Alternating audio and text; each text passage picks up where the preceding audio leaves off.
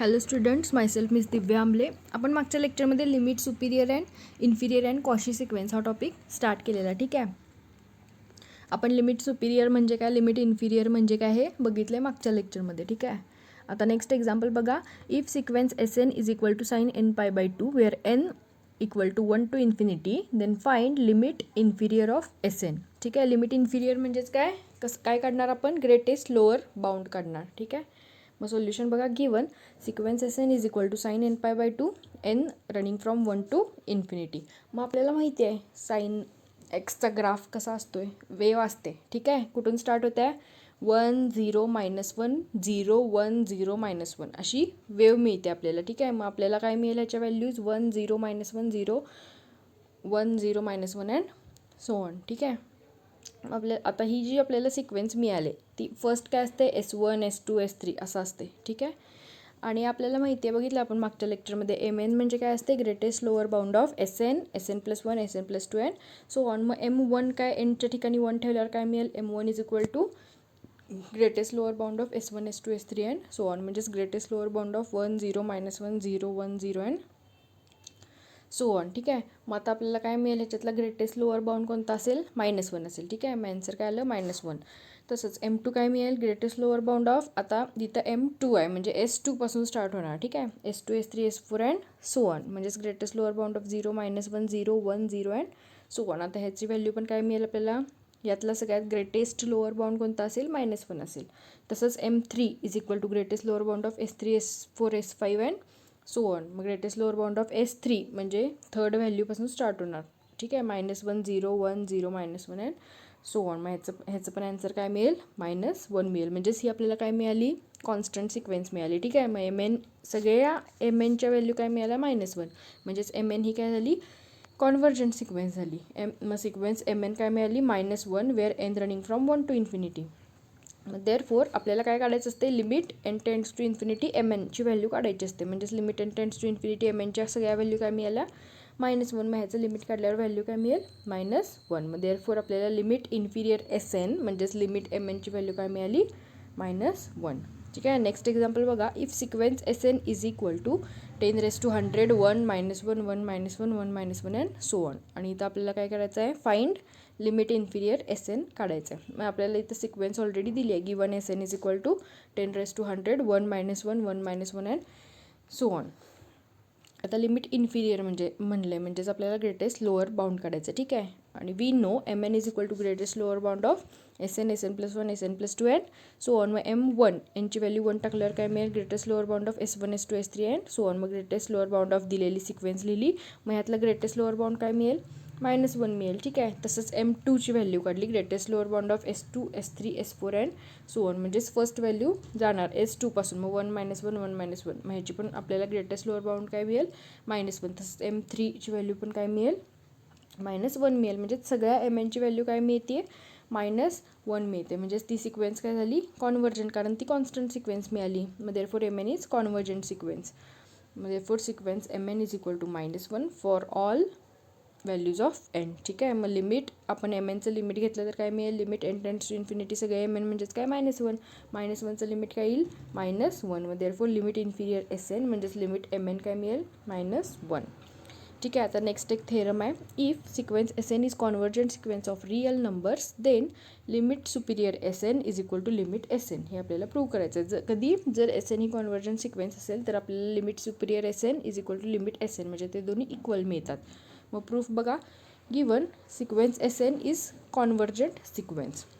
मग आपल्याला माहिती आहे कॉन्व्हर्जंट सिक्वेन्सची डेफिनेशन बघितली आपण फर्स्ट चॅप्टरमध्ये. काय असते, त्याला एक युनिक लिमिट एक्झिस्ट होतं आहे. ठीक आहे. मग देअरफोर बाय डेफिनेशन काय मिळेल, limit n tends to infinity SN is equal to capital L. मग लिमिट, आता इथं लिमिटची डेफिनेशन यूज करायची. काय असते, therefore for epsilon greater than 0 there exist capital N belongs to I such that mod of SN minus L is strictly less than epsilon for all n greater than or equal to n. आता हा जर आपण mod काढला तर काय मिळेल condition, -epsilon strictly less than SN minus L strictly less than epsilon.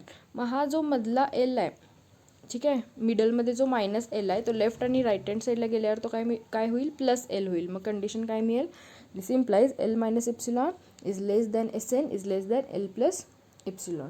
ठीक आहे.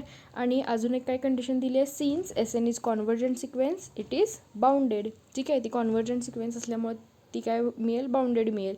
बाउंडेड आहे म्हणजेच त्याला अप्पर बाउंड एक्झिस्ट होणार. मग आपण असं सपोज केलं की एल प्लस इप्सिलॉन आर, आता इथं बघू शकताय तुम्ही कंडिशन काय मिळाले, S N is less than L plus epsilon, म्हणजेच एल प्लस इप्सिलॉन काय झालं, अप्पर बाउंड झाला. Are upper bounds of sequence S N plus one S N plus two and so on. मग आता आपल्याला लिस्ट अप्पर बाउंड म्हणजे ह्या सगळ्या अप्पर बाउंडमधला छोटा. ठीक आहे. मग त्याला आपण एम एन मानले. Let M N is equal to least upper bound of S N plus one S N plus two and so on. आणि एल प्लस इप्सिलॉन काय म्हणले आपण, अप्पर बाउंड आहे. आणि एम एन काय, लिस्ट अप्पर बाउंड आहे. म्हणजे तो एम एन काय असणार, एल प्लस इप्सिलॉनपेक्षा छोटा असणार. म्हणजेच काय कंडिशन मिळाली, this implies M N is less than L plus epsilon. ठीक आहे. मग इक्वेशन नंबर फर्स्ट म्हणजे L minus epsilon strictly less than S N strictly less than L plus epsilon, ही झालं इक्वेशन नंबर फर्स्ट. आणि M N less than L plus epsilon, या दोन्ही इक्वेशनवरून आपल्याला काय मिळेल, therefore from equation 1 and 2 L minus epsilon is less than M N is less than L plus epsilon. ठीक आहे. आता हा लेफ्ट आणि राईट साईडचा जो एल आहे तो मिडलमध्ये गेल्यावर काय मिळेल आपल्याला, this implies minus epsilon is less than M N minus L is less than epsilon. मग आता मॉड टाकला इथं तर काय मिळेल, mod of M N minus L is less than epsilon for all N greater than or equal to capital L N.